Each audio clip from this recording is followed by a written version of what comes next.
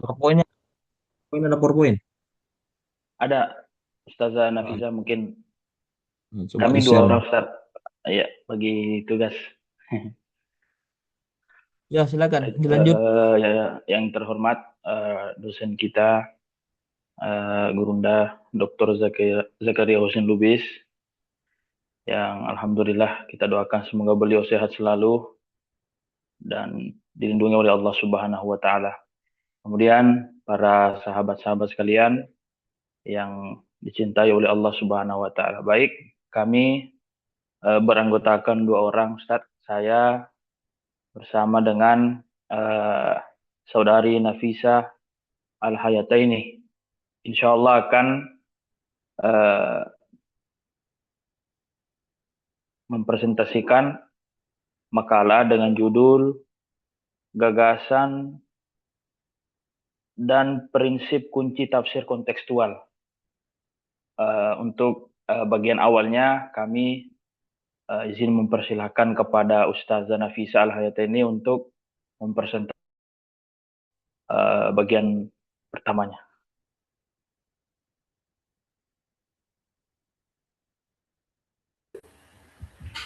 Apa Dalam Ustaz Andi dari tadinya belum bisa dibuka di laptop saya.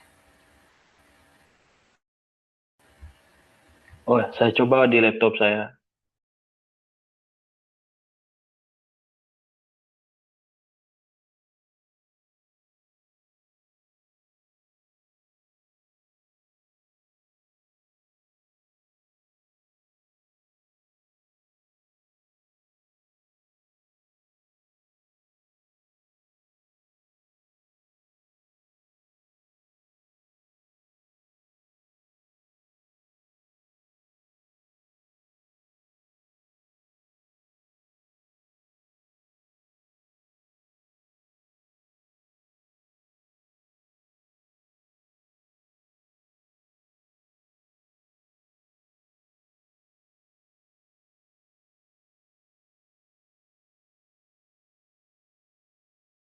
Mohon maaf, Ustadz, lagi loading.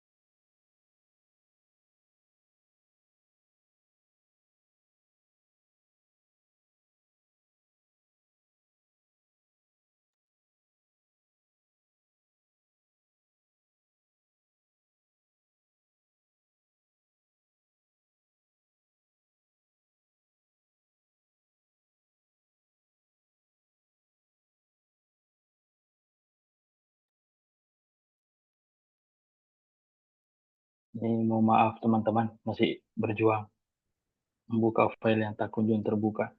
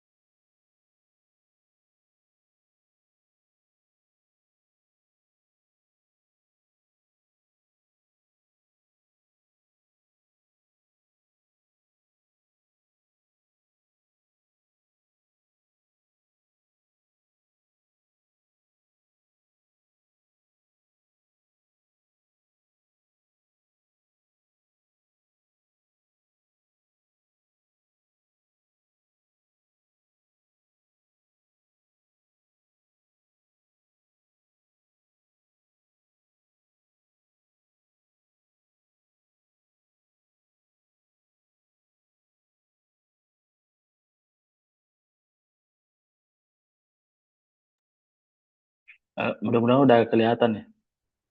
Tidak. Oke, sorry. Sudah oke, dilanjut. Sudah kelihatan itu. Oke, baik.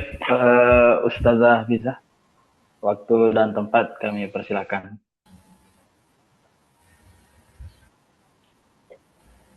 Baik, terima kasih, Ustaz. Assalamualaikum warahmatullahi wabarakatuh. Terima kasih atas kesempatan dan waktunya yang diberikan kepada saya pada sore hari ini. Izinkan saya di sini untuk membuka pembahasan tentang gagasan dan prinsip kunci tafsir kontekstual. Nah, di sini kita mempunyai 6 poin pada makalah ini. Bisa di slide, Ustaz. Yaitu pertama ada wahyu dan kontekstualisasi. Dan yang kedua ada nilai-nilai hierarkis Al-Quran. Yang ketiga ada teks-teks paralel dari Al-Quran dan hadis. Yang keempat ada makna dalam kerangka kontekstual. Kelima ada dasar-dasar agama dan penafsirannya. Dan yang keenam ada penafsiran Al-Quran secara kontekstual. Poin pertama yaitu pada wahyu dan kontekstualisasi. Di sini dalam pendekatan kontekstual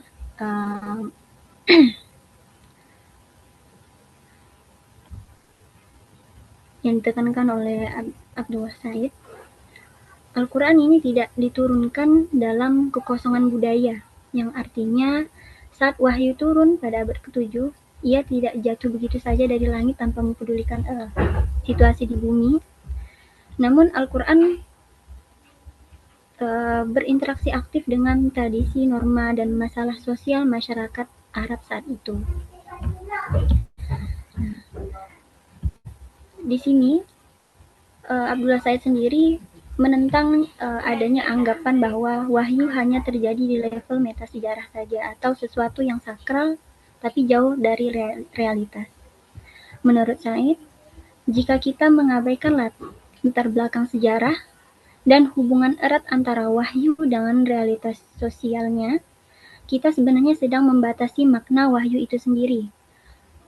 Sedangkan wahyu ini hadir untuk menjawab realitas, bukannya untuk menjauhkan dari realitas sosialnya. Nah, untuk memahami bagaimana pesan dari Tuhan, yaitu pewahyuan ini sampai kepada kita, Abdullah Said sendiri membaginya menjadi 4 level, di mana yang pertama ada level dimensi gaib. Nah, melalui level dimensi gaib ini, pada tahapan ini wahyu berasal dari Allah dan berada di luar jangkauan manusia.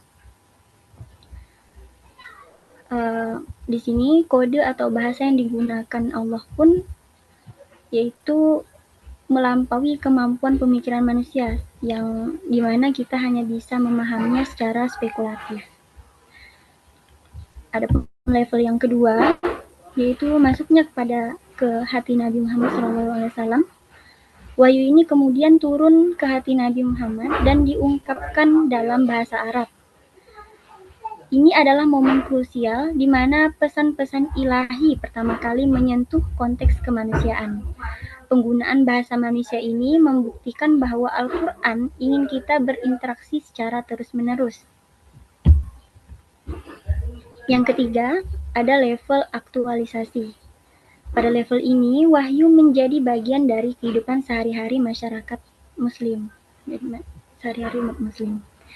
Ia menjadi elemen dinamis yang mengatur dan memberi solusi kepada masyarakat sosial saat itu. Pada level keempat, ada level kontekstualisasi. Nah, pada level kontekstualisasi ini adalah tugas kita yang sekarang, di mana melalui ijtihad dan inspirasi, para ulama berupaya menerjemahkan pesan asli tersebut, yaitu pewahyuan, wahyu Al-Quran, untuk menjawab konteks pada abad ke-21.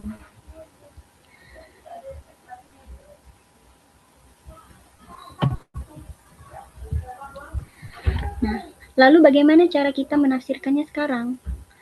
Nah, di sini Said menawarkan metode jembatan antar zaman, di mana seorang mufasir harus memahami 2 hal besar, yaitu konteks makro asli yaitu bagaimana dunia abad ke-7 bekerja saat itu, dan konteks makro kontemporer atau modern, bagaimana dunia kita sekarang ini bekerja.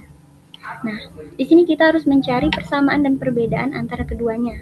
Pemahaman kontekstual ini bergerak secara timbal balik, di mana kita melihat ke masa lalu untuk menangkap semangatnya, lalu membawanya ke masa kini agar Al-Quran tetap relevan dan bermakna bagi umat manusia saat ini. Nah, tetapi perlu kita ingat bahwa hasil dari rekonstruksi makna ini tidak pernah bersifat mutlak atau final. Mengapa? Karena pengetahuan kita tentang masa lalu terus bertambah dan zaman akan terus berubah. Tafsir kontekstual adalah upaya berkelanjutan. Semakin banyak data sejarah yang kita punya, maka akan semakin akurat kita bisa menangkap pesan-pesan dari Allah. Jadi munculnya tafsir-tafsir baru saat ini bukanlah untuk mengganti wahyu asli, melainkan merupakan pengembangan tidak langsung agar petunjuk ilahi tetap bisa dipraktekkan dalam kehidupan nyata kita saat hari ini.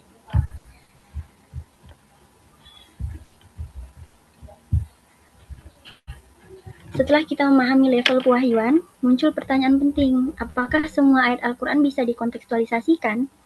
Nah, di sini Abdullah Said sendiri menyusun sebuah hierarki nilai, di mana poin yang kedua ada nilai-nilai hierarkis Al-Quran. Nah, yaitu nilai-nilai yang menggambarkan tingkatan untuk membedakan mana yang tetap dan mana yang fleksibel. Biasanya nilai-nilai dalam hierarki ini menggambarkan nilai yang mana yang lebih tinggi untuk menunjukkan kepentingan yang lebih besar. Kalau dalam satu ajaran, nilai yang lebih tinggi berarti ajaran tersebutlah yang paling penting. Yang pertama ada nilai wajib atau obligatory values, di mana di puncak hierarki, nilai wajib ini adalah wilayah yang tertutup bagi penafsiran kontekstual. Isinya hanya ada 3, yaitu pertama ada keyakinan dasar atau rukun iman. Ini mencakup iman kepada Tuhan, malaikat, para nabi, dan kitab suci serta hari kiamat. Yang kedua ada praktik ibadah dasar seperti sholat, haji, puasa, dan lainnya. Karena praktik-praktik ini dapat dilaksanakan secara universal dan tidak tergantung pada konteks. Yang ketiga, ada aspek tertentu, yaitu aspek seperti batasan halal dan haram yang eksplisit ditulis dalam Al-Quran. Kategori ini bersifat universal dan tidak akan berubah oleh zaman. Nah, yang kedua ada nilai fundamental, di mana nilai-nilai fundamental ini adalah nilai-nilai kemanusiaan dasar, meskipun mungkin tidak ada kata universal di dalam teks. Namun semangat ayat-ayat yang menunjukkan kepentingan yang besar. Di mana era modern, di sini saya juga memasukkan hak asasi manusia yaitu HAM dan kebebasan beragama ke dalam kategori ini. Inilah nilai yang harus kita pertahankan meski zamannya berubah. Yang ketiga ada nilai-nilai perlindungan. Nah, nilai ini fungsinya mendukung nilai fundamental yang tadi, yang kedua. Misalnya nilai dasarnya adalah perlindungan hak milik, maka muncullah hukum perlindungan berupa larangan mencuri. Jadi hukum ini ada untuk menjaga nilai yang lebih tinggi tadi, nilai fundamental. Yang keempat ada nilai implementasi. Ini adalah langkah teknis atau prosedur spesifik untuk menjalankan nilai perlindungan tadi, yang perlindungan di nomor 3, di tengah masyarakat. Nah, ini bersifat teknis. Yang kelima, ada nilai instruksional.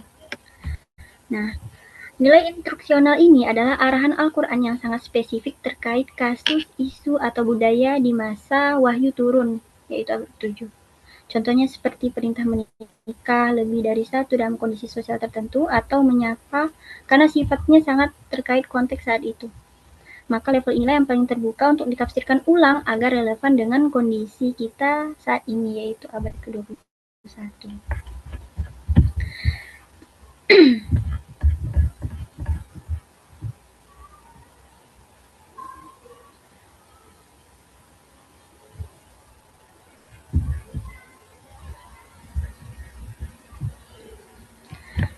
Tadi masih di nilai instruksional.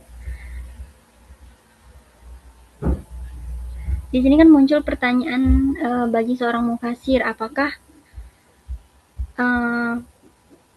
aturan yang berlaku pada budaya saat itu, apakah bisa kita menciptakan kembali sosial ke abad ke-7 agar bisa diterapkan lagi sekarang? Karena adanya ambiguitas ini, Abdullah Said menekankan bahwa nilai instruksional tidak boleh langsung ditelan mentah-mentah, melainkan harus diteliti dengan cermat untuk menentukan apakah sebuah instruksi bisa diterapkan secara universal atau terbatas pada zaman dulu saja. Nah, di sini bisa lihat di makalah, untuk menetapkan tingkat kemungkinan penerapan sebuah tafsir kontekstual, kita bisa mengujinya dengan 3 kriteria utama, yaitu pertama, seberapa penting nilai tersebut disebutkan di Al-Quran. Karena semakin sering disebut, biasanya akan semakin besar indikasi sifat universalnya. Kedua, seberapa penting nilai tersebut dalam dakwah Nabi. Kita melihat apakah instruksi tersebut merupakan inti dari misi kerasulan atau sekedar aturan teknis sesaat. Yang ketiga, bagaimana relevansinya dengan konteks masyarakat awal, yaitu masyarakat pada masa itu, di mana kita harus membeda apakah instruksi tersebut muncul karena tuntutan budaya, tempat, atau situasi khusus yang mungkin sudah tidak ada lagi di abad ke-21 ini.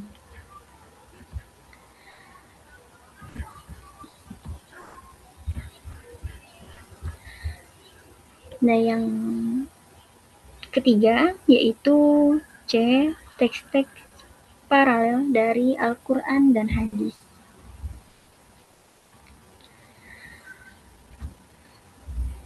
Dalam metodologinya Abdullah Said, beliau menuliskan penggunaan teks-teks paralel, yaitu dalam tafsir kontekstual kita dilarang hanya terpaku pada satu ayat yang sedang dibahas.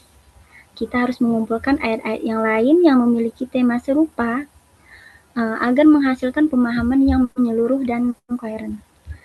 Sebagai contoh, saat kita membahas tentang gender misalnya, mufasir akan mencari seluruh teks dalam Al-Quran tentang dinamika hubungan antara laki-laki dan perempuan.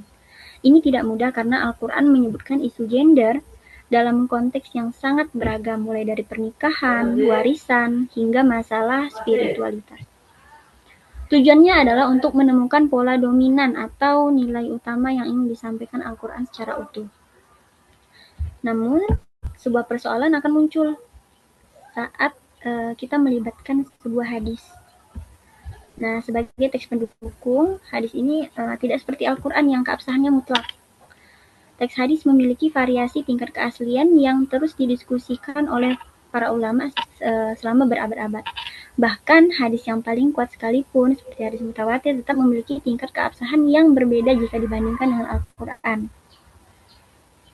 Nah, perlu dicatat bahwa materi dalam hadis jauh lebih banyak dan sering kali menunjukkan kontradiksi sebenarnya, terutama dalam isu perempuan.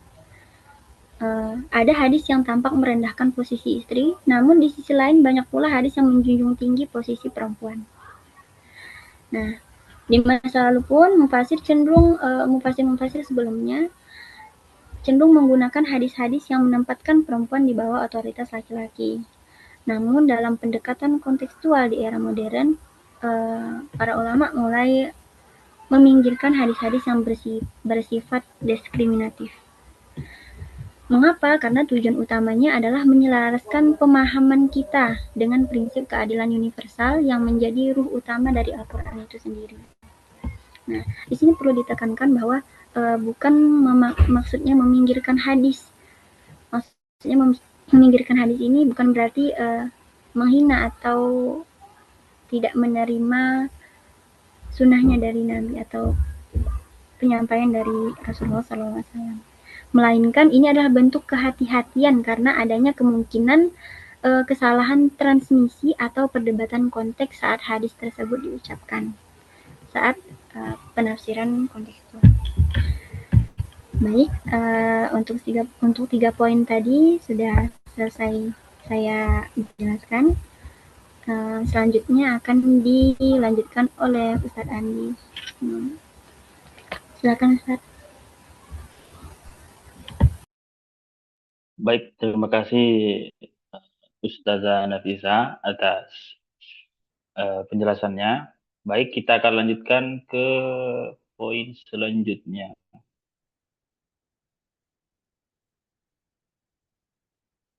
Makna dalam kerangka kontekstual. Makna dalam kerangka kontekstual berangkat dari pemahaman bahwa teks adalah dasar penafsiran yang tersusun dari huruf-huruf pembentuk makna. Dalam pendekatan tekstual, penafsiran berfokus pada bahasa dan makna literal, ya. Namun pendekatan kontekstual justru hadir dengan mempertimbangkan aspek historis, sosial, dan budaya. Nah, menurut Abdullah Said, pendekatan ini mengaitkan makna teks dengan realitas kekinian. Tujuannya adalah menjaga keseimbangan antara keaslian teks dan relevansinya dalam kehidupan modern. Nah, jadi teman-teman sekalian, tafsir kontekstual itu adalah metode memahami Al-Quran dengan cara menghubungkan ayat-ayat Allah dengan realitas kehidupan, perkembangan zaman, budaya, dan masalah-masalah yang terjadi di masa kini. Kita kan sering mendengar istilah para mufassir ya, bahwa semakin engkau mengkaji Al-Quran, engkau akan semakin mendapatkan kedalaman maknanya atau kedalaman relevansinya dalam kehidupan hari ini. Al-Quran adalah kitab yang diturunkan oleh Allah dari masa yang lampau ya, pada masa Rasulullah, tetapi bentuk penjagaan dan bentuk relevansinya itu tak akan lekang oleh zaman. Nah, inilah salah satu posisi strategis dari kontekstual. Nah, terus mungkin ada yang bertanya, bukankah teks Al-Quran itu sudah final, ya kan? Nah, kita kan sering mendengar ada istilah saudara-saudara kita yang di sebelah selalu mengatakan kembali kepada Al-Quran dan Sunnah. Artinya dia itu hanya ingin memahami teks Al-Quran itu secara tekstual, ya. Nah, ini sebenarnya adalah kalau dalam bahasa sedikit sensitif, ini adalah bentuk merendahkan kuasa Allah. Kenapa? Karena bukan wahyu Allah atau firman Allah yang sempit, tetapi bentuk pemikiran manusia lah yang sempit karena mereka hanya berfokus pada tekstual. Nah, metode ini berpegang pada prinsip bahwa teks Al-Quran itu sakral dan abadi. Jadi teks Al-Quran itu sudah sakral dan abadi. Kita tidak bisa mengotak-atik, ya. Kita tidak bisa mengubah teks Al-Quran yang tidak ada kata TikTok, kemudian kita masukkan kata TikTok, itu sudah sakral dan abadi. Ya, itu sudah final. Tetapi pemahaman dan penerapannya bisa berkembang. Nah, inilah makna bahwa kita tidak bisa mengubah apa isi Al-Quran, tetapi isi Al-Quran dapat mengubah hidup kita. Nah, itu salah satu bentuk motivasi dan relevansi daripada tafsir tekstual itu sendiri. Ya. Kemudian dasar agama dan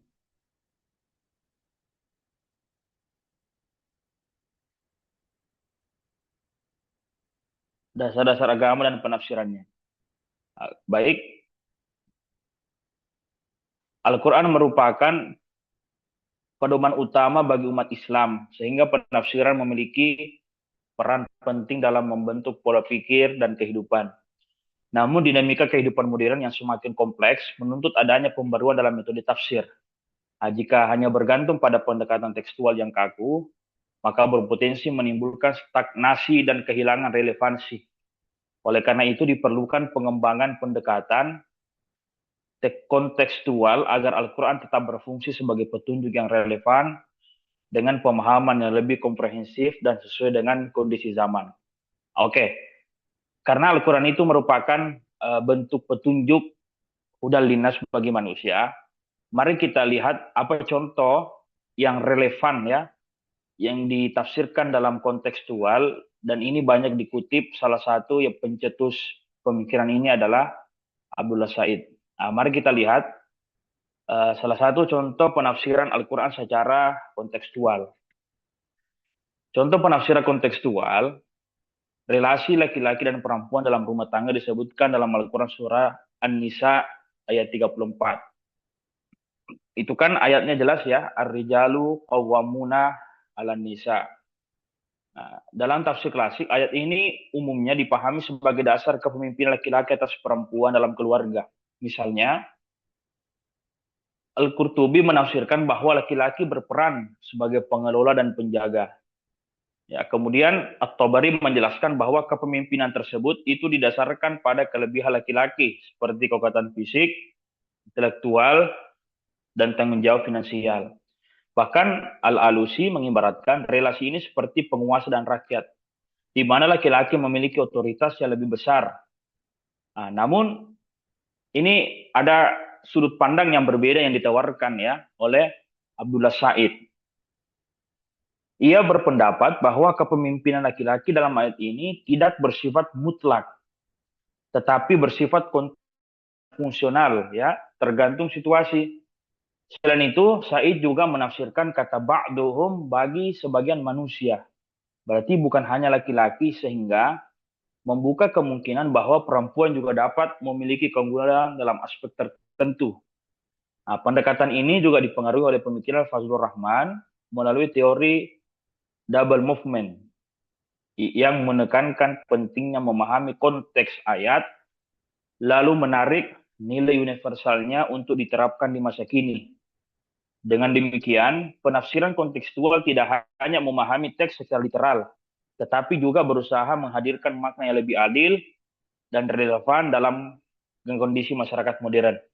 Nah, ini salah satu contoh yang sering ya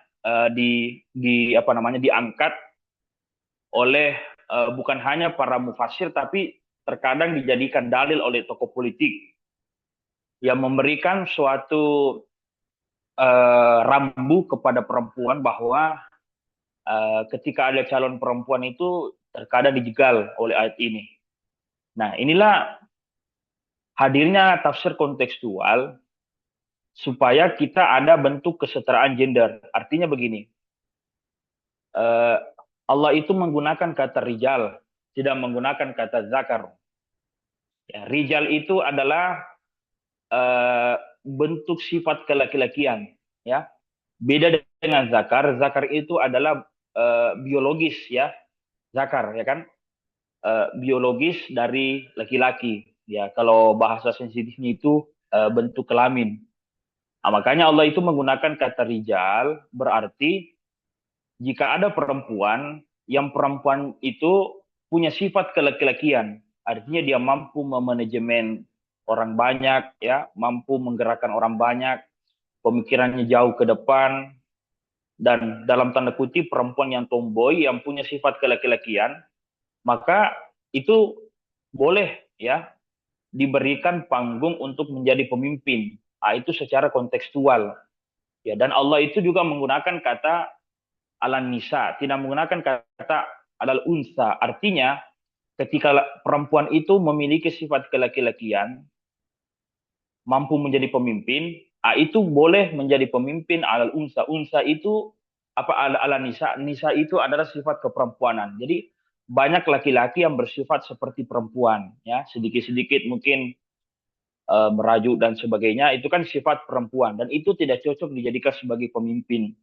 Maka dengan hadirnya tafsir kontekstual sebenarnya memberikan angin segar bagi kita pada zaman modern ini bahwa segala bentuk ya kegelisahan hati kita sebagai umat Islam itu sebenarnya ada di dalam Al-Quran.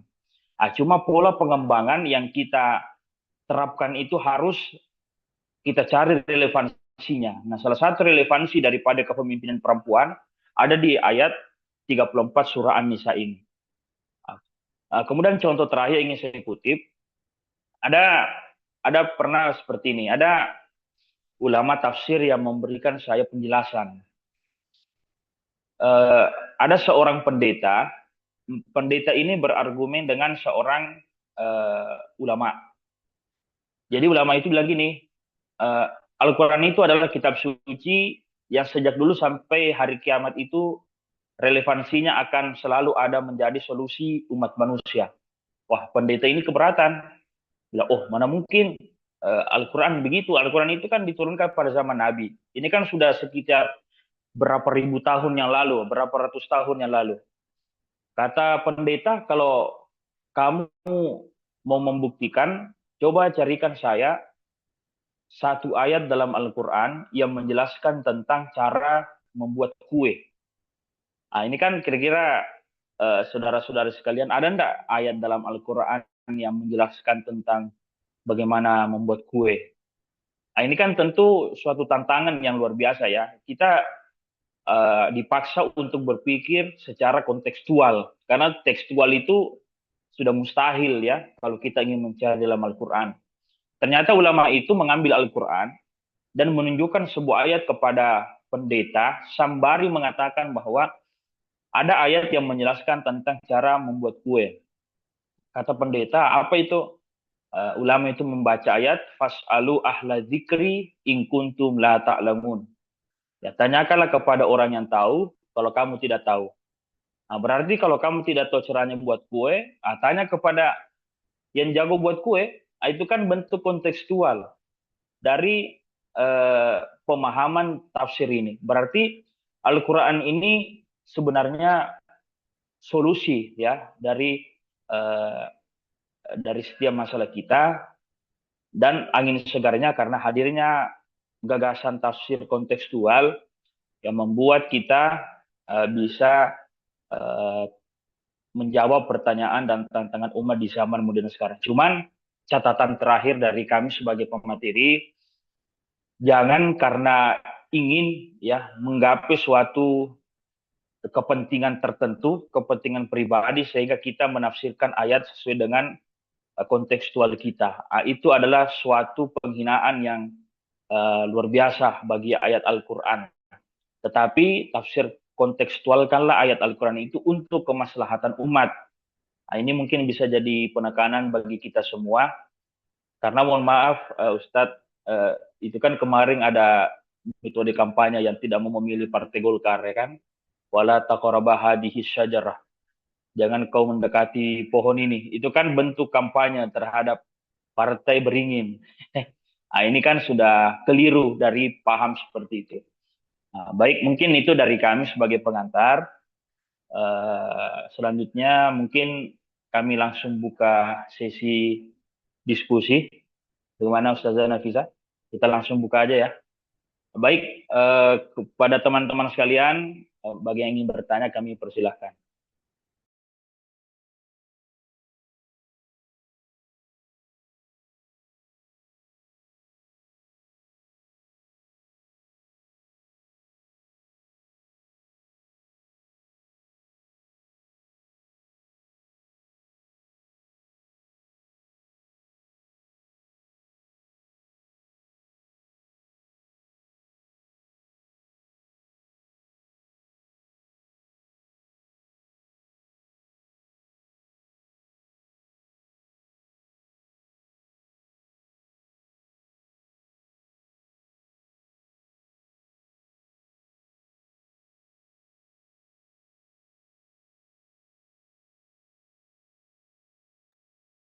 Apa ada teman-teman yang mau bertanya?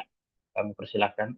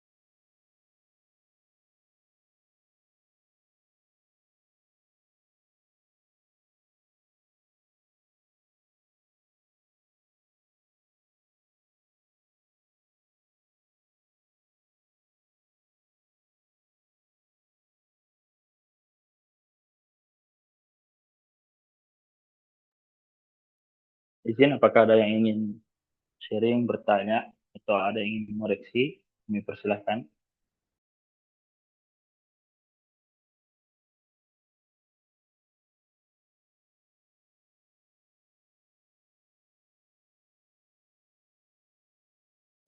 Ya, bagi teman-teman yang ingin menambahkan mungkin dari segi materi kami, dipersilahkan.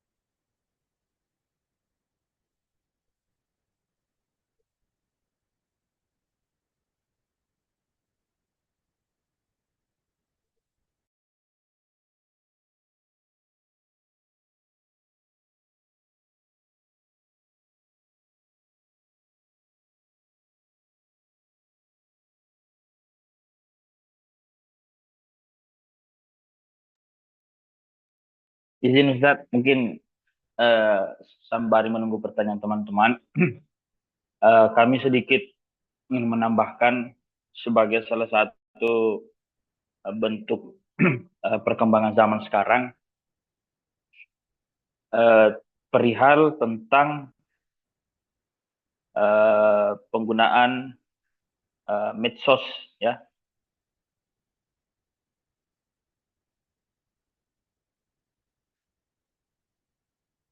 Kita saat ini berada dalam zaman modern di mana perkembangan zaman itu sangat pesat. Salah satu hal ini itu adalah adanya media sosial, di mana satu klik, ya, ketika video viral itu sampai satu dunia yang dapat mengetahui. Nah, terus bagaimana Al-Quran menanggapi hal-hal seperti ini, di mana media sosial bukan hanya menjadi ladang pahala, tetapi terkadang itu menjadi ladang dosa jariah. Nah, ada dua ayat yang sangat populer dalam Quran. Pertama, wala taqafu ma laisa laka bihi ilm, ya. Inna sam'a wal basara wal fuad kullu ulaika kana anhu mas'ula. Nah, ini merupakan salah satu ayat yang dipakai oleh para ulama sekarang, termasuk guru kita, rektor kita, Profesor K. Haji Nasruddin Umar, yang mengaitkan ayat ini juga dengan ayat ya ayyuhalladzina amanu in ja'akum fasiqun binaba'in fatabayyanu. Bahwa bentuk berita pada zaman Nabi ketika ayat ini turun, bentuk berita bohong itu hanya berupa lisan dan surat. Belum ada Facebook, belum ada TikTok, belum ada WA, Instagram, dan sebagainya. Maka kita sebagai kaum terpelajar itu sebaiknya menafsirkan sebagai dalam hal kontekstual ayat ini bahwa ketika datang video yang lewat di beranda kita, marilah kita cross-check dulu kebenarannya. Seperti kemarin video guru kita, Profesor K. Haji Nasruddin Umar, tentang zakat itu tidaklah penting. Nah, ini kan suatu hal yang sangat istilahnya menjadi pukulan telak bagi kita karena itu dipotong. Makanya mungkin salah satu hikmah dari tafsir kontekstual ini adalah berita bohong yang sampai kepada kita yang tidak jelas kebenarannya itu sebaiknya kita minta klarifikasi tabayun dulu. Karena kenapa? Video yang mungkin kita anggap biasa-biasa saja tapi itu bisa merusak nama orang lain. Tapi video yang kita anggap biasa-biasa saja juga itu bisa menaikkan derajat orang lain. Makanya salah satu tafsir kontekstual contohnya itu adalah ketika datang video kepada kita, maka carilah dulu kebenarannya. Apakah itu dipotong, apakah itu AI, atau bagaimana. Nah, mungkin itu contoh tafsir kontekstual pada zaman sekarang, di mana maraknya praktik-praktik editing AI dan sebagainya. Mungkin itu tambahan dari kami, Ustaz.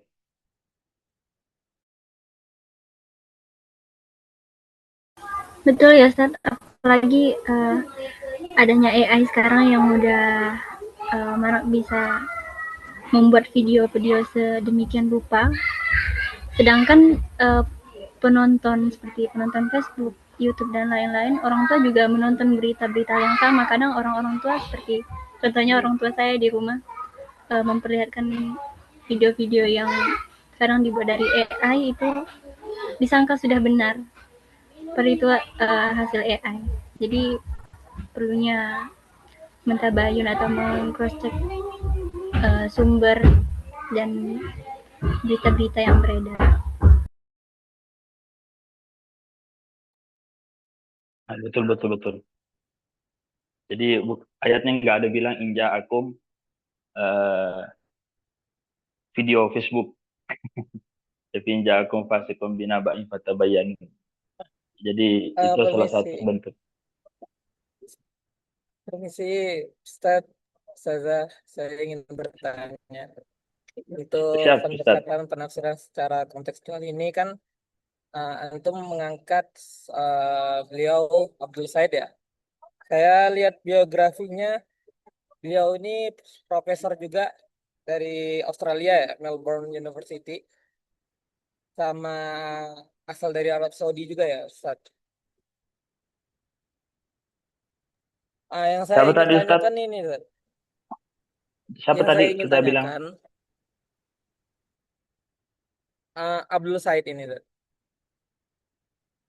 Soalnya kan saya seputar lihat-lihat jurnal lihat yang membahas tentang beliau,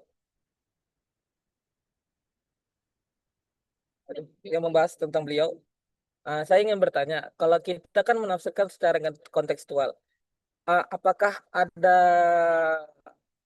apa struktur atau metode untuk penafsirannya dengan syarat-syaratnya gitu? Kayak ada kan kalau kita penafsir kan ada wajib, ada qawaid tafsirnya kan, hukum-hukum tafsirnya. Kalau untuk kontekstual itu bagaimana, Ustaz?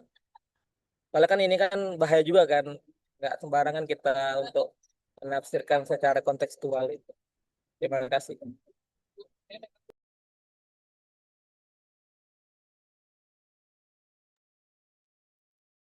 Baik, kita tampung dulu ya pertanyaan dari saudara tadi.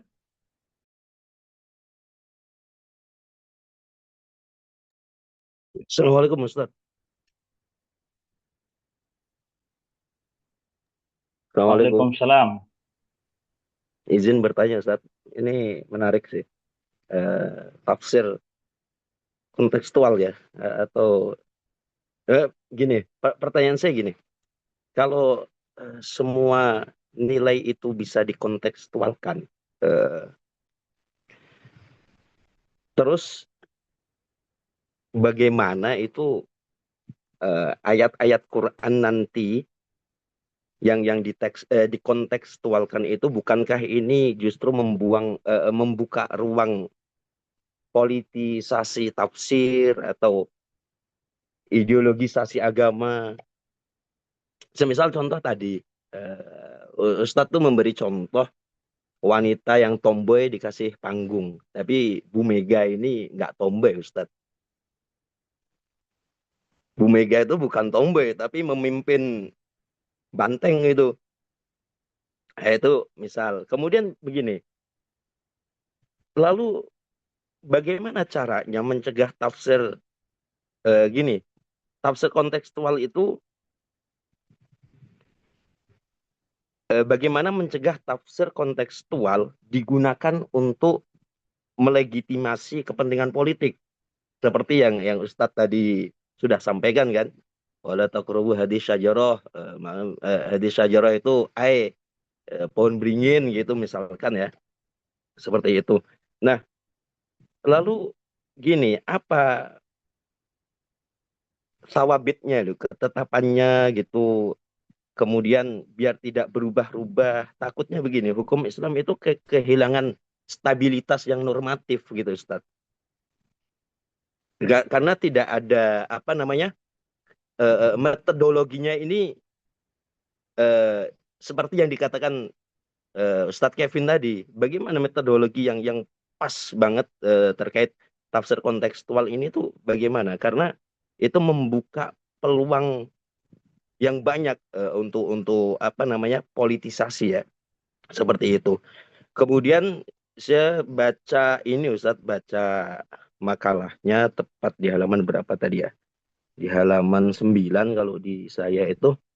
Di sini tertulis terdapat lebih banyak materi dalam hadis dibanding Al-Quran. Banyak hadis kini bisa dilihat sebagai bersifat diskriminatif. Ada lebih banyak teks merugikan perempuan ditemukan dalam hadis daripada Al-Quran. Nah, sebenarnya yang diskriminatif itu hadisnya, problemnya itu, atau mengabaikan disiplin ilmunya, ulum hadisnya. Kemudian mengeneralisasi tanpa klasifikasi sanad atau matannya. Kan di situ ada rijalul hadis, ada jarh wa ta'dil. Artinya hadis kan nggak ada yang diskriminatif sebenarnya. Seperti itu Ustadz. Terima kasih.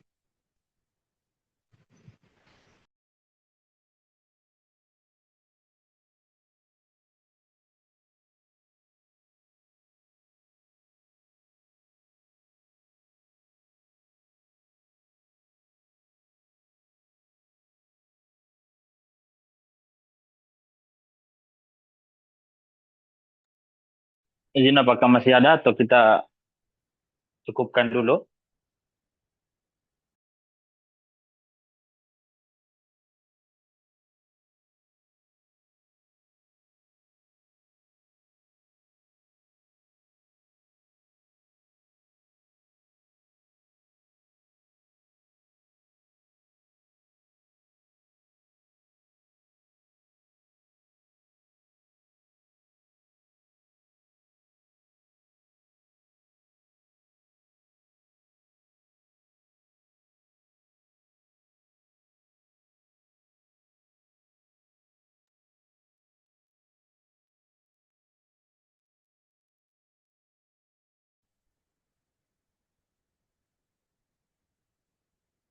Izin Ustazah Nafisa, apakah ingin menjawab terlebih dahulu?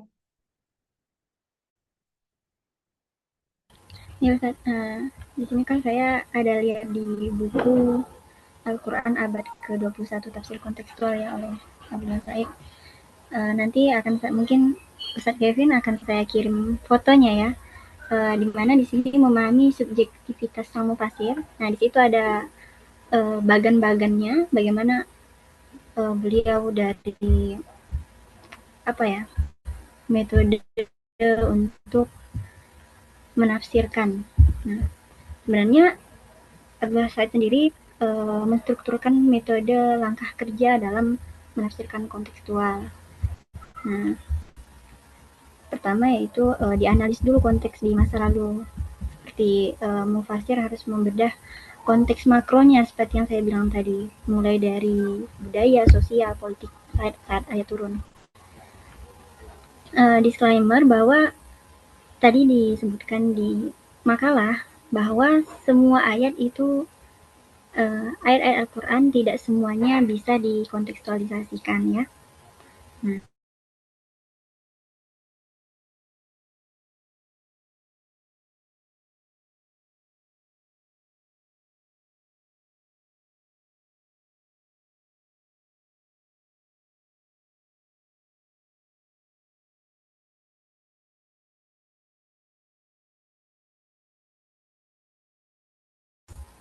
paralel atau ayat dan hadis yang serupa untuk gunanya untuk melihat konsistensi makna. Yang ketiga itu ada menentukan makna hierarkis. Nah, di sini kan tadi ada nilai-nilai hierarkis Al-Quran. Nah, nilai-nilai hierarkis Al-Quran itu gunanya untuk melihat tingkatan ayat apa saja yang bisa dikontekstualisasikan.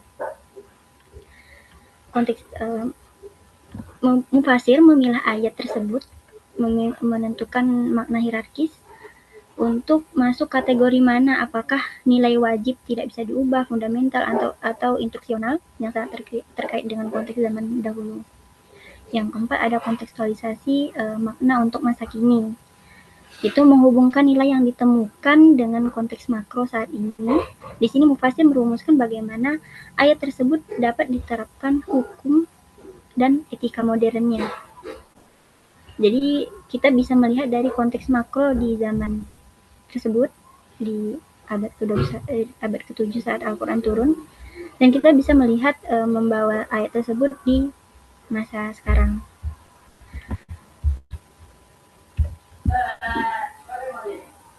Nah, sebenarnya dalam menafsirkan pun sebenarnya di sini tadi Ustaz Farid ya, kita tidak memikirkan hadis yang dianggap diskriminatif, bukan bermaksud untuk meragukan otoritas dari Nabi Muhammad SAW, sama sekali tidak. Tentu dalam tafsir kontekstualisasi ini melainkan melakukan kritik sejarah terhadap proses transmisi hadis. Kita tahu bahwa hadis melalui proses periwayatan yang sangat panjang ya. Jika sebuah hadis secara jelas kontradiksi dengan prinsip keadilan universal dalam Al-Quran, maka kita mendahulukan Al-Quran. Nah, ini adalah bentuk kehati-hatian saja agar kita tidak menisbatkan sesuatu yang tidak adil kepada Nabi. Menurut saya sih begitu ya.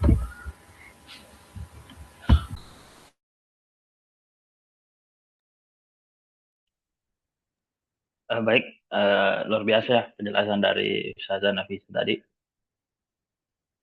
Untuk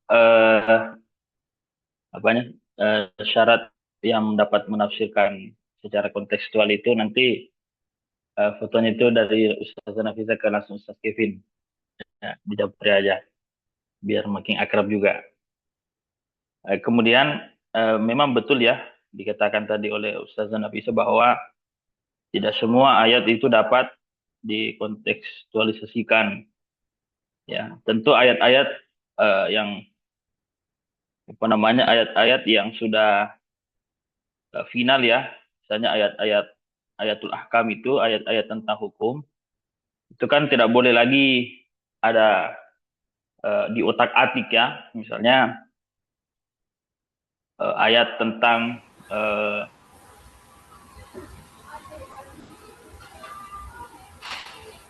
hukuman cambuk misalnya, az-zaniyatu waz-zani fajlidu kulla wahidin minhuma mi'ata jaldah. Nah, itu kan salah satu bentuk ayat yang tidak bisa lagi di otak-atik. Artinya hukumannya seperti itu, ya kan? Betul. Saya rasa banyak ya. Misalnya ya betul ya, wala taqrabu zina ya, jangan kau mendekati zina. Itu kan nggak boleh dijelaskan lagi zina apa. Itu kan sudah final bahwa mendekati saja dilarang ya, apalagi mungkin seperti melakukan dan sebagainya. Makanya ayat yang bisa kita kontekstualisasikan itu salah satu faktornya itu ayat yang masih bisa dijelaskan ya, misalnya ayat tentang kepemimpinan tadi ya, ar-rijalu qawwamun 'alan nisa, mungkin contoh juga seperti larangan tentang riba yang istilaf sampai sekarang. Nah, itu kan bisa dikembangkan ya. Kemudian tentang ayat politisasi tadi, Ustaz Husnin ya. Ini kan benar ya, sekarang ini banyak orang mempolitisasi ayat dengan bentuk kontekstualisasi tergantung niat mereka. Saya kan tadi sampaikan di penjelasan awal bahwa bentuk tafsir kontekstual ini yang dapat mendatangkan maslahah ya, yang dapat mendatangkan kebaikan kepada umat secara secara umum ya, dan tidak mengarah kepada keuntungan pribadi. Nah, berarti kalau mempolitisasi ayat dengan cara dikontekstualkan untuk menggiring opini bahwa saya berhak dipilih dan sebagainya, itu menurut saya itu sudah keliru ya. Itu sudah keliru karena Allah itu menurunkan ayat tidak untuk satu orang, tetapi untuk semua orang. Ya, contoh misalnya Ustaz Husnin, ini ada menarik ya, karena saya lihat Ustaz Husnin juga salah satu pensupport MBG. Nah, ini salah satu ayat politisasi yang dipolitisasi ya, walaupun secara garis besar programnya bagus, tetapi yang salah itu oknum yang mempolitisasi. Contoh misalnya dia politisasi ayat alladzi at'amahum min ju' wa amanu min khauf, ya, yang memberi makan mereka ketika mereka lapar dengan mengamankan mereka ya min khauf dari ketakutan dengan cara memberikan program makan bergizi gratis. Nah, ini kan salah seperti itu. Tapi secara garis besar programnya bagus, tetapi oknum yang melakukan itu untuk mempermulus itu yang salah. Ya, mungkin seperti itu, artinya oknum yang terkadang melakukan hal yang seperti itu, tetapi secara umum bagus, tetapi karena oknumnya itu terdapat mencoreng. Mungkin seperti itu, Ustaz. Saya sudah putar-putar ini.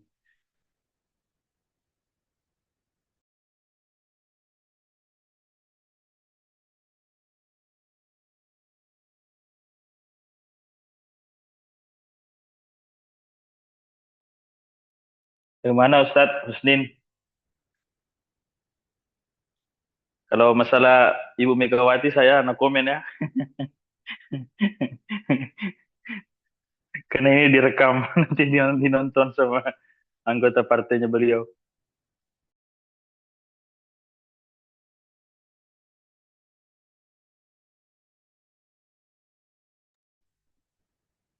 Oke, Ustadz, berarti tetap ya, artinya tafsir kontekstual ini artinya sama sebenarnya dengan metodologi penafsiran tafsir-tafsir klasik kan, seperti kita kenal ya Ibnu Jarir atau Al-Qurtubi seperti itu kan. Hanya saja lihat lebih ke kontekstualnya aja kan. At-Tabari atau Asy-Syatibi itu kan mereka metodologinya sama kan dengan apa yang disampaikan oleh pemakalah ini.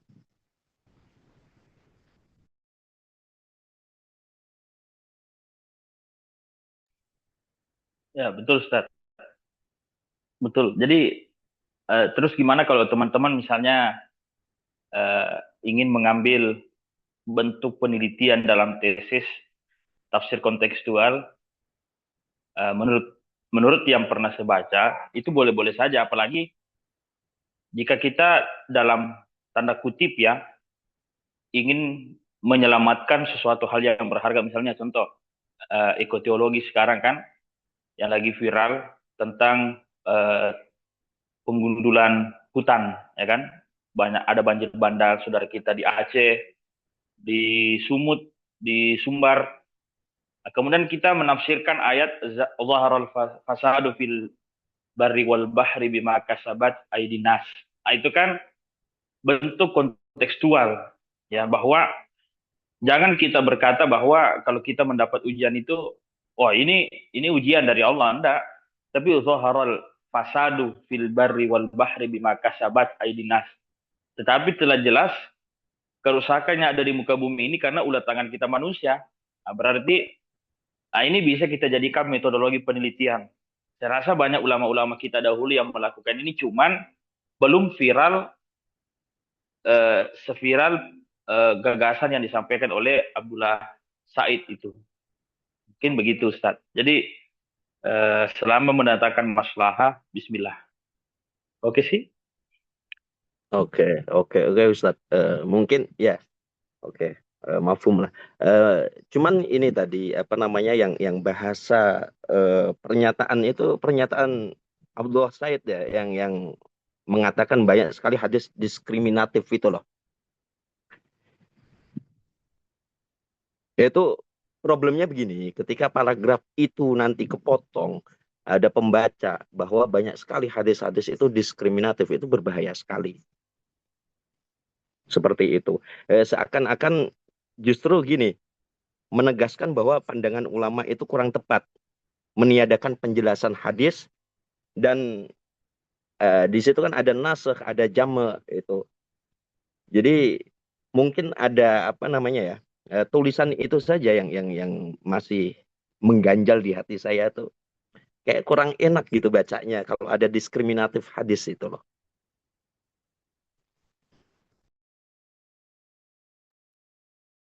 Ya betul Ustaz. Itu memang ketika kami telah makalah kami itu memang agak sedikit sensitif ya perkataan dari Abdullah Said, tapi kami rasa itu fakta yang beliau memang sampaikan. Jadi kami buka di makalah karena memang itulah hasil pemikiran beliau.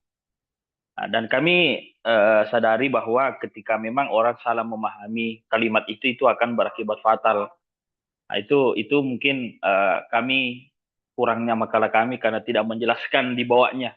Ya mungkin kalau kami menjelaskan akan ada titik terang dari penjelasan Abdullah Said itu. Tapi kalau kita memang tengok di beberapa hadis, saya pernah baca dalam hadis riwayat Bukhari ya, saya pernah baca kebetulan ada kitabnya di rumah, itu hadis diskriminatif itu sebenarnya bentuk kata kiasan, tetapi memang bahasanya sensitif. Jadi hadis diskriminatif tentang perempuan itu sebenarnya tidak merendahkan hadis Nabi bahwa Nabi itu diskriminatif terhadap perempuan, tidak. Tetapi memang secara tekstual hadis yang disampaikan oleh Nabi itu memang pada keadaan itu ya Nabi memang harus mengatakan hal seperti itu. Contoh misal ketika kerajaan Persia itu mengangkat raja baru, tetapi yang diangkat itu adalah seorang perempuan pertama dalam sejarah. Maka ketika perempuan itu diangkat, maka ada hadis dalam Sahih Bukhari itu dikatakan akan hancur suatu kaum ketika pemimpinnya itu adalah perempuan. Nah, ini kan secara sensitif itu adalah diskriminatif, tetapi kita lihat dulu, ya kan? Kita lihat dulu apa asbabul wurudnya dari hadis itu. Nah, begitu. Jadi secara tekstual memang Abdullah Said itu sangat sensitif mengatakan diskriminatif ya, karena memang banyak hadis-hadis itu yang lebih menonjolkan laki-laki secara bahasa daripada perempuan ya. Tetapi dengan tidak merendahkan hadis Rasulullah, kita juga harus menengok apa sebabnya Nabi mengatakan hal-hal seperti itu. Nah, contoh misalnya ada hadis riwayat Tirmizi, Nabi itu kan mengatakan bahwa seandainya ada yang bisa sujud selain kepada Allah, maka saya perintahkan sujud perempuan kepada suaminya. Nah, kita cari tahu apa alasannya Nabi mengatakan seperti itu. Ternyata banyak perempuan dahulu yang selalu menentang suaminya. Nah, begitu. Jadi ini sebenarnya bukan bentuk diskriminatif secara arti, tetapi diskriminatif terhadap bentuk kiasan. Bahwa Nabi pada sebagian hadisnya itu memang lebih memuliakan laki-laki. Ya, begitu. Mungkin seperti itu saja. Jadi kita timbang memang pemikiran seperti itu cuma Ustadz Husnin yang bisa pikirkan seperti itu. Saya juga baru kepikiran Ustadz. Tapi karena Ustadz. Ya. Sebelumnya kenapa saya tambahkan di situ kan memang ada teks-teks paralel dari Al-Quran, dari hadis dan Al-Quran ya. Nah, di situ Abdullah Said memang menyebutkan karena beliau menyebutkan mufasir di masa lalu atau mufasir klasik itu lebih cenderung mendukung pandangan diskriminatif menggunakan hadis-hadis tersebut. Nah, sedangkan untuk membawa ke kontekstualisasi ini kan harusnya pemikirannya udah modern ya. Jadi sejumlah besar sarjana atau ilmuwan sekarang lebih meninggalkan hadis diskriminatif tersebut dalam penafsiran mereka. Jadi menjadi pembeda antara tafsir klasik sama tafsir di era modern sekarang. Tetapi tenang aja, kalau misalkan di bukunya Abdullah Said, beliau juga mencantumkan kok bagaimana kriteria umum penggunaan hadis dalam tafsir kontekstual. Jadi disebutkan kriteria hadisnya itu harus seperti apa saja gitu. Cuman di sini kami memang tidak mencantumkan karena terlalu banyak. Ya, oke, terima kasih. Wajar sih karena beliau ini ya seorang cendekiawan Muslim liberal kan, beliau itu. Betul sekali.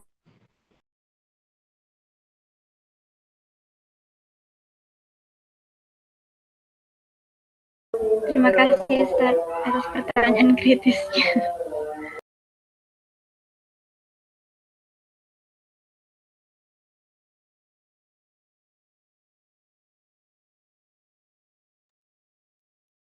Baik teman-teman, apakah masih ada atau kita cukupkan tanya jawabnya?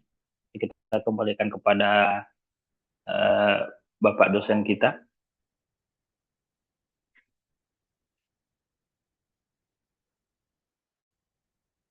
Baik, mungkin sudah tidak ada. Paling itu mohon izin Ustadz, kami kembalikan kepada Ustadz untuk selanjutnya. 17.16. Apa ada lagi yang mau bertanya? Kita punya waktu masih banyak. Atau ada pertanyaan-pertanyaan yang belum dijawab di pemakalan? Ustaz, Afwan, saya mau bertanya. Tapi ini di luar konteks makalah ya, Ustaz. Ustaz, kalau ngedeteksi AI, Ustaz pakai AI detektor apa, Ustaz? Apa? Zero. Zero AI. Zero GPT ya, Zero Ustaz? Chat GPT ya. Apa sih? Zero Chat GPT. Zero GPT. Kan ada dua, Ustaz. Tapi Ada tetap zero aja kan sama. sekarang kan sudah bisa pakai homebot itu. Iya, Ustaz. Cuman kemarin saya udah pernah nyoba, Ustaz. Walaupun tulisan sendiri, bukan tulisan hasil AI itu masih kedeteksi AI, Ustaz. Itu gimana, Ustaz? Gimana? Walaupun cuma tulisan sendiri, bukan hasil dari AI, itu masih tetap kedetek AI, Ustaz. Anda nulis sendiri gitu. Ya, misalkan nyusun kalimat sendiri nih, Ustaz. Nggak pakai AI apapun, nggak pakai Google, nggak pakai Gemini, DLL. Cuman pas dideteksi di AI detektor itu masih kedeteksi AI 61% kalau nggak salah. Berarti kasus Itu baru kok tuh. bisa ya, Berarti Ustaz? kalau kita pun nulis AI ngatakan itu adalah bukan karya kita. Itu Iya, maksudnya. bukan karya human, cuman karya AI. Karena ada juga saya lihat di YouTube ya, itu dia menggunakan teks undang-undang dan dideteksi ke AI detektor, itu masih kena detek AI. Oh iya, kalau Padahal undang-undang seharusnya kan kan sudah ini. Kalau undang-undang Al-Quran. Jadi kalau yang sudah segala sesuatu yang sudah masuk ke dalam internet, kemudian kita menggunakan bahasanya, dia akan terdetek itu. walaupun Apalagi itu bukan undang-undang, Anda sebutkan undang-undang hasil kan, AI ya. Anda misalnya ngutip Iya, undang-undang, Ustaz. ya pasti ya terdetek. Apalagi Al-Quran itu sudah masuk dalam internet. Jadi segala bentuk tulisan yang sudah disubmit ke internet, kemudian sudah publish, kemudian kita kutip walaupun satu kata, ya memang kena. Itulah sekarang plus minus pakai ChatGPT. Jadi caranya kalau bisa diparafrase. Nah, kalau parafrase itu mungkin bisa membantu lah. Saya rasa itu ya, diparafrase lagi aja, diparafrase. Atau banyak sekarang aplikasi-aplikasi supaya bagaimana caranya itu kan untuk tidak terdetek oleh AI. Iya. Bahkan yang berbayar juga ada yang homebot itu kan. Tapi yang sebut Anda bilang itu ya, ya memang kalau seandainya memang kita kutip kemudian itu sudah dipublish memang memang terdetek gitu. Jadi memang sulit Bahasa sekarang ini kalaupun pemikiran kita, yang namanya pemikiran kita itu kan pasti sudah ada orang-orang yang nulis kan, yang dulu-dulu gitu kan. Jadi akal-akal ya aja nanti gimana. Yang penting jadi jangan sampai kuncinya di plagiasi. para Hmm. Iya. Siap. Ustaz. Oke, saya simpulkan lah ya hasil dari diskusi pada sore hari ini tentang prinsip-prinsip tafsir kontekstual. Ada 6 prinsip dalam RPS yang saya berikan, yang saya diseminasikan ya, kepada teman-teman semua ini, mulai dari wahyu dan kontekstual ya, sampai nanti penafsiran Al-Quran secara konteks. Wahyu secara kontekstual yang saya simpulkan tadi, ya, seperti jelaskan makalah ya, sejak manusia itu dari abad pertengahan, humanisme di Eropa itu sudah berkumandang ya, sudah tersebar bahwasanya manusia itu adalah yang paling mulia ya dari segala sesuatunya, muncul ide-ide humanisme ya, memanusiakan manusia. Jadi tetap wahyu secara substansi itu milik Tuhan, kan kata dijelaskan pemakalah. Tapi maknanya itu belum selesai. Jadi al-yauma akmaltu dinakum itu yang disebutkan Nabi itu secara substansi sudah selesai teksnya dari Tuhan. Tapi secara humanisme itu terus bergulir ya, karena yang namanya sifatnya dinamis. Sampai kapan ya? Sampai manusia ini sudah habis ya, sampai kiamat lah. Itu maknanya jadi belum selesai. Yang selesai itu secara teksnya dari Tuhan sudah selesai. Nah, itu wahyu. Nah, kalau kontekstual kan begitu, selalu berubah. Hukum selalu berubah. Karena yang paling mampu mengetahui, kalau tadi Abdul Said, itu istilahnya kan interpretasi, yang mampu menginterpretasi simbol-simbol dari suatu teks itu, dari suatu sastra itu adalah manusia itu sendiri. Karena dia sudah diberikan kemampuan, istilahnya dalam metodologi itu a priori lah, dia sudah memiliki itu, kemampuan untuk bisa mentafsirkan simbol-simbol itu. Makanya kontekstual itu merujuk kepada si manusianya yang konteksnya kekinian, begitu juga konteks yang lampau. Nah, contoh ayatnya tadi disebutkan ya, ada surah apa An-Nisa ya, tentang Ar-Rijal Qawwamun 'alan Nisa.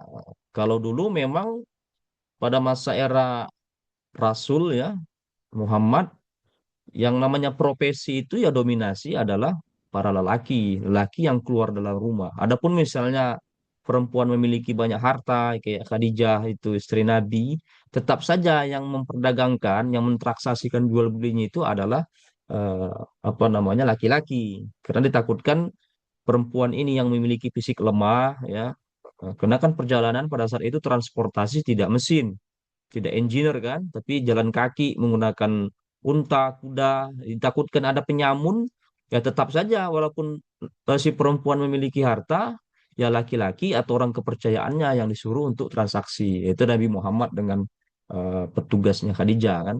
Ditakutkan ada penyamun, perampok, jadi yang bisa untuk apa mengkanter serangan-serangan dari penyamun ya di jalur sutra perdagangan Arab itu ya adalah orang laki-laki ya rombongan kafilah itu.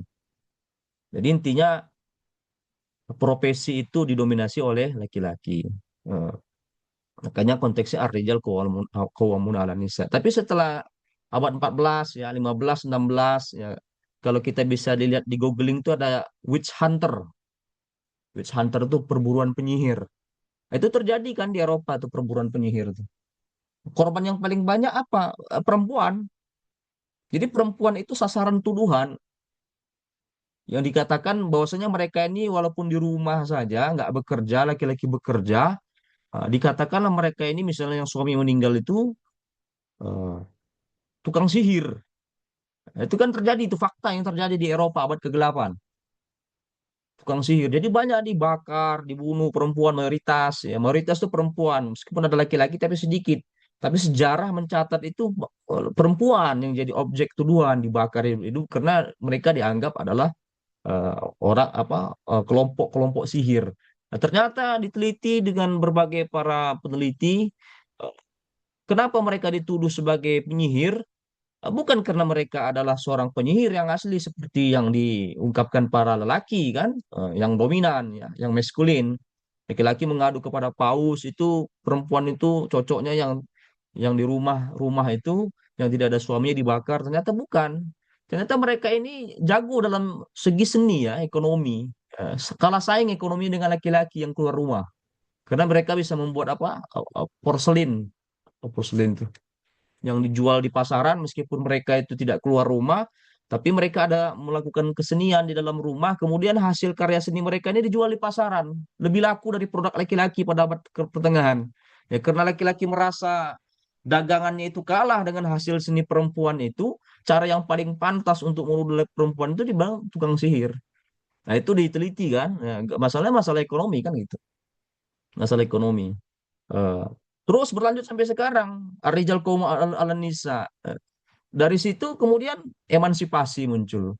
Perempuan juga nggak mau kalah juga dengan kasus dituduhnya mereka tukang sihir, membentuk komunitas-komunitas. Kita nggak boleh juga kalah dengan laki-laki. Kita buat partai baru, kesetaraan gender. Jadi perempuan-perempuan, makhluk perempuan ini nggak mau kalah juga kan. Mereka buat partai baru emansipasi, menuntut hak ya secara ekonomi, secara publish, secara ruang publik itu harus sama tampil dengan laki-laki termasuk profesi sampai sekarang dan akhirnya terbukti kan. Ada juga sekarang misalnya laki-laki yang menganggur, perempuannya yang bekerja. Jadi ada kalanya ar-rijal qawwamuna 'alan nisa yang disebutkan tadi pemakala itu kan ba'duhum ba'do dia. Sebagian ya, mungkin ada laki-laki yang sebagian diberikan keberkah apa ya, keluasan rezeki sama Tuhan, yang dia ada kerjaan, yang mapan. Mungkin laki-laki seperti ini yang harus dihormati perempuan. Itu kan konteksnya. Bagaimana konteks sananya hukum waris? Ya? Apakah bisa 2 banding 1? Kalau laki-lakinya pengangguran, nggak bekerja, karena kata konteksnya ba'dun sebagian, karena yang sebagian kan kita mengetahui ya sekarang kerja itu susah. Bahkan ada yang perempuannya yang bekerja, laki-lakinya hanya di rumah saja. Sekarang fenomena itu banyak sekarang, apalagi di Indonesia ini ya. Mencari kerja kan sekarang bersaing antara laki-laki perempuan. Jadi yang paling bisa dihormati Ar-Rijal Qawwamun 'alan Nisa itu melihat konteks tadi Anisa berapa tidak? Anisa 34 yang bisa dihormati kalau laki-laki yang bekerja, nggak pengangguran, dia memberikan nafkahnya kepada si perempuan itu yang harus dihormati perempuan. Tapi kalau dia tidak memberikan itu, ba'dun tadi itu kan sebagian kan. Nah, itu nggak perlu dihormati. Seandainya dia nggak ada bisa ngasih nafkah kepada si perempuan. Itu konteks Abdullah Said ya, konteks kekinian kalau kita melihat sejarahnya. Banyak saya rasa ya ayat-ayat yang kontekstual. Ya, Rasul juga menggunakan itu. Misal apa? Contoh ayat apa yang digunakan Rasul? Rasul itu hadir di tengah-tengah masyarakat yang budayanya itu sudah mapan. Budaya minum alkohol, khomar, judi, apalagi itu ya. Jadi Rasul itu kan turun di saat budaya itu memang sudah mapan, kemudian menjadi sudah hal yang biasa bagi lokal wisdom di situ. Uh, Kemudian dakwah Rasul itu kan nggak langsung ayatnya kan turun apa itu? Al-Khamar itu tentang apa itu? Khamar Al-Baqarah ya. Al-Baqarah 219. Itu kan nggak langsung mengklaim ya bahwasanya khamar itu langsung haram kan, tapi tetap digunakan kata-katanya dalam Quran itu ada manfaatnya, tapi wa ismuhuma akbar min nab'ihima kan, tapi tetap mudaratnya itu lebih besar. Nah, itu kan awalnya begitu. Jadi sembari Rasul itu berdakwah ke orang-orang Arab pada saat itu, ya, tetap mereka minum alkohol kan, tetap berjudi gitu. Termasuk Abu Bakar juga berjudi kan. Dalam surah Rum itu kan, masalah antara Romawi dengan Persia itu. Mana yang menang antara Persia sama Romawi kan berjudi juga Abu Bakar. Jadi konteksnya masih Islam hadir belum sempurna pada saat itu, masih dalam proses pematangan ayat-ayat Al-Quran. Ya mereka tetap menggunakan apa minum-minuman alkohol, bahkan sampai mabuk kan dalam keadaan sholat. Baru akhirnya lambat laun setelah didakwahin, akhirnya muncullah ayat tandingan ya. Ayat tandingan dari Al-Baqarah 219 tuh. Apa tuh Al-Maidah. Al-Maidah 90 kan. Yang langsung udah to the point aja tuh. Intinya orang-orang beriman kalau minum khomar itu adalah rijsun min aman seton, nggak boleh lagi setan ibu jauhi itu. Nah, itu kan konteks ayat itu kan nggak Al-Baqarah 219 dengan 90 ya pelan-pelan kemudian akhirnya secara konteks setelah sudah bisa dirangkul hatinya akhirnya barulah turun ayat itu. Ini kontekstual salah satu paralel juga ya karena kan prinsip kontekstual ada paralel di situ kan. paralel Al-Quran dan hadis. Ya, banyak, apalagi misalnya tentang eh, kisos, tentang kisos Al-Baqarah 178. Nah, kisos. Kisos adalah nyawa ganti nyawa, lex talionis lah. Mata ganti mata. Jadi intinya kalau seandainya terbunuh, ya bayar bayar nyawa. Tapi karena konteks sekarang ya kemanusiaan lagi-lagi memanusiakan manusia, rasanya kalau untuk membuat orang baik nggak mestilah dia dibunuh dulu kan? Karena yang namanya manusia ada potensi untuk menjadi orang baik aja, ada potensi, ada kemungkinan untuk berbuat baik. Caranya gimana? Ya bisa dipenjara atau bayar uang darah. Nah, ini yang diajarkan Rasul juga kan diat. Diat itu kono uang darah. Ahmad Musaddid misalnya membunuh keluarga Hafiz Al-Mudai. Ya kalau Hafiz Al-Mudai itu kan kalau dalam konteks Al-Baqarah 178 kita baca ayatnya secara panjang itu, kalau seandainya Ahmad Mudai memaafkan Ahmad Musadid keluarganya dibunuh itu, ya nggak mestilah harus dibunuh juga Ahmad Musadid. Tapi Ahmad Musadid itu harus membayar uang darah atau istilahnya diat. Konteks orang Arab kan membayar 100 apa tuh? 100 ekor ekor unta kan? Atau diuangkan dikonversi menjadi uang. Dan ini juga dilakukan sebenarnya di hukum Indonesia. Dulu yang namanya pengadilan itu tidak ada pengadilan agama. Karena khusus orang Islam adalah mayoritas, agama mayoritas di Indonesia. Ini akan kesulitan hakim-hakim ini kan bagaimana caranya menerapkan mayoritas agama Islam ini dalam suatu pengadilan hukum. Makanya ada hukum tersendiri itu pengadilan agama. Nah, hukum-hukum yang ada di pengadilan agama ini adalah kontekstual dari KHI, kompilasi hukum Islam. Jadi semua YIN yang ada di Indonesia itu dipanggil ya untuk meneliti, dikeluarkan hukum-hukum dari fikih, mana kira-kira yang cocok hukumnya dengan konteks budaya orang-orang archipelago lah, orang-orang Nusantara, orang-orang Indonesia. Misalnya tadi pembunuhan ya harus ganti uang darah. Apa istilah dalam hukum tuh? Apa ganti tuh? Restitusi ya kan? Restitusi kan kalau masuk penjara ada ganti restitusi itu kan bahasa hukumnya kan gitu kan ganti apa ya, uang uang darah atau di penjara ya apa namanya mencuri ya tidak sampailah dipotong tangan ya masukkan saja dalam penjara ada kemungkinan nanti kalau sudah puluhan tahun dia masuk penjara ya bisa bisa bisa bertobat atau bisa sadar dirinya itu harus menjadi orang baik ya banyak contoh-contoh ya masalah tentang apa yang sesuai maknanya dengan konteks sekarang. Kemudian hadis, ya masalah hadis sama Al-Quran harus paralel. Nah, kita nggak bisa pungkiri juga, ya. Kita harus akui Islam ini kan agama kita ini kan belakangan hadirnya dibandingkan agama-agama yang lain. Jadi kita nggak bisa langsung mengklaim agama yang dulu misalnya orang-orang Nasrani, Yahudi itu nggak sesuai dengan Al-Quran itu mengatakan mereka itu adalah kafir. Nggak bisa juga. Ini yang perlu kontekstual itu. Karena begini, secara paralel, yang nama paralel kan itu kan tegak lurus dengan yang sebelumnya, konteks sebelumnya. Itu yang dibilang Abdul Said atau double movementnya Paul Rahman. Contoh dalam Al-Quran apa misalnya? Yang mirip dia kisahnya dengan agama-agama lain, agama Samawi khususnya, dari mulai Yahudi, Nabi Isa. Dalam konteks Al-Quran, Nabi Isa itu ada di surah apa tuh? Surah Maryam ya. Surah Maryam itu ada cerita tentang saya juga ada di situ ceritanya itu Zakaria kan. Kaf haya ain sod zikr rahmatur rabbika abdahu Zakaria langsung disebut nama saya di situ kan. Ada Zakaria di situ ceritanya. Kemudian cerita tentang Maryam, Zakaria, Yahya dulu, kemudian Maryam baru Nabi Isa itu lengkap cerita di situ Maryam itu.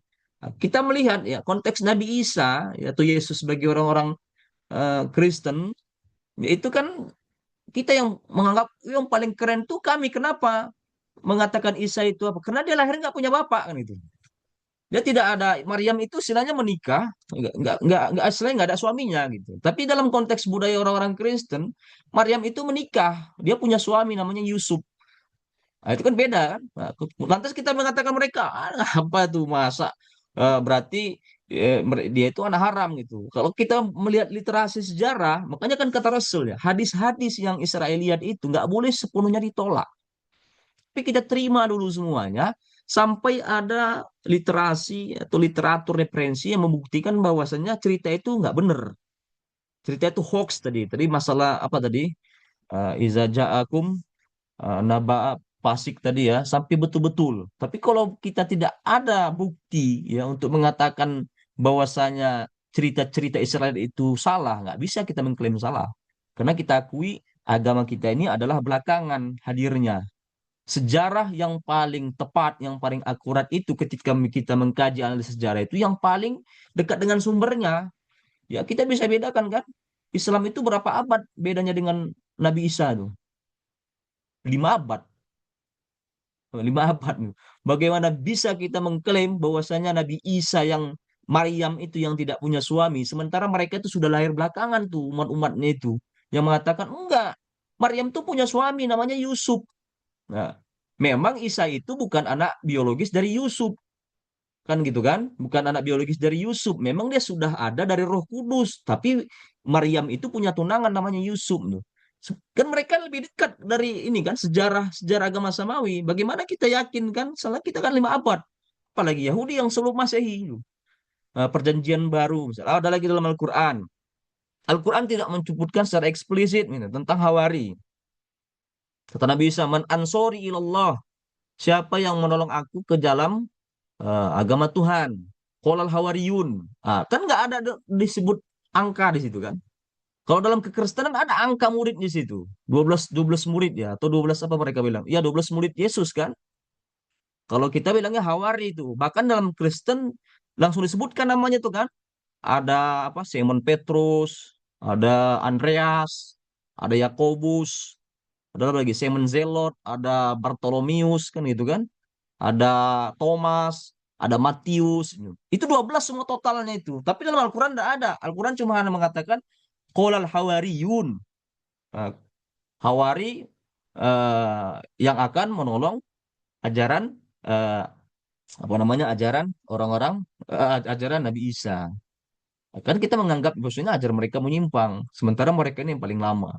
Nah, itu nggak bisa. Jadi hadis apa namanya hadis riwayat itu secara para itu harus harus diterima dulu sebelum ada bukti untuk mengatakan itu salah.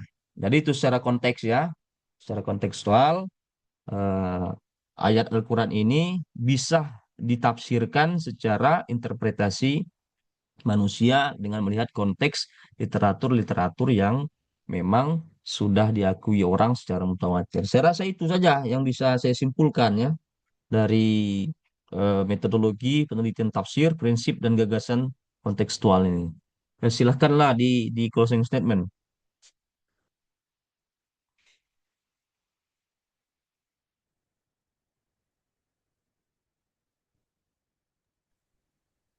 Baik, itulah eh, pemaparan dari materi kami perihal tentang konsep dan gagasan kunci tafsir kontekstual. Mudah-mudahan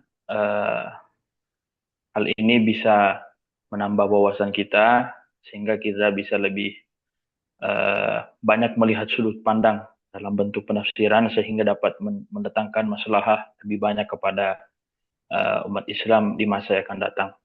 Baik dari kami ucapkan permohonan maaf apabila ada hal yang kurang berkenan, perkataan yang kurang enak di hati. Segala kesempurnaan datanya dari Allah, segala kekurangan datanya dari kami sebagai manusia biasa. Baik, terima kasih Ustadz, dosen kita yang terhormat bersama teman-teman sekalian. Kami tutup dengan ucapan wabillahi taufiq wassadah. Wallahul muwaffiq ila aqwamit thoriq. Assalamualaikum warahmatullahi wabarakatuh. Assalamualaikum warahmatullahi wabarakatuh. Waalaikumsalam warahmatullahi wabarakatuh. Tolong di-share untuk dari ketua kelas fotonya yang dari kalian sebagai buktinya, meskipun ada YouTube dari saya. Silakan, tolong di-share di grup sebelum saya live. Ketua kelas, ayo silakan.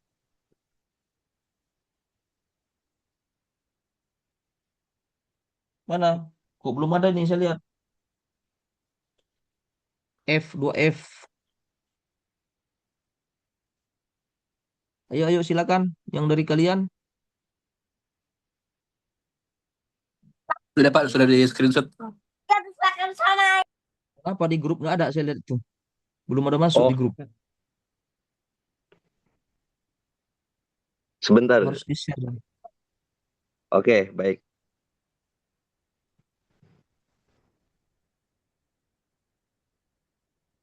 Oke. Terima kasih ya. Ketemu lagi di hari Rabu yang akan datang. Assalamualaikum warahmatullahi wabarakatuh. Waalaikumsalam warahmatullahi wabarakatuh. Waalaikumsalam Waalaikumsalam warahmatullahi warahmatullahi wabarakatuh. wabarakatuh.